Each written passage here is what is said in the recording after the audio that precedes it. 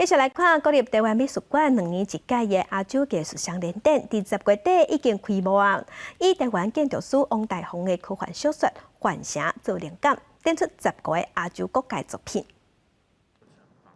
行入国美馆的大厅，趟过香木的走廊，向检阅员领一张大纸，新的城邦旅程正式开始。头一件作品也是现场唯一一件建筑师创的作品，科技感的蓝色灯光，加中国式的八角门和圆筒，还有代表网络连接的天棚，和传统红色的条画超好光，就是要呼吁这届国美馆亚洲艺术双年展的主题“未知之城”，代表对未来的想象。咱是一个混血的状态啦，咱嘛有西方的力量，嘛有中国的力量，嘛有咱台湾家己在地的力量。啊，这么复杂、这么多元的思想呢，其实就是咱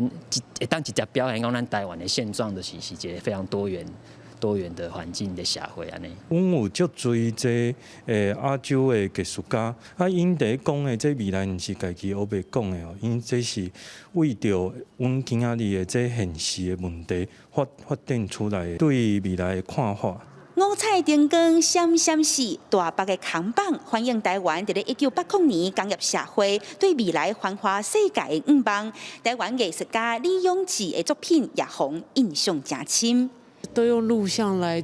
进行创作跟演出，关于动态的流动，从荧幕上的那些线条跟色彩的这件事情，我觉得跟以前的作品很不一样，是现在的冲击力更强大。对甘宝泽艺术家的摄影作品，反映大自然和都市开发的冲突。韩国釜山海底实验室海草大正最装置艺术结合影像，展现气候变迁、人类生活受到冲击。也有日本艺术家以大自然的声音。 表示伫咧隔离期间的孤单，甲和世界脱离的感觉。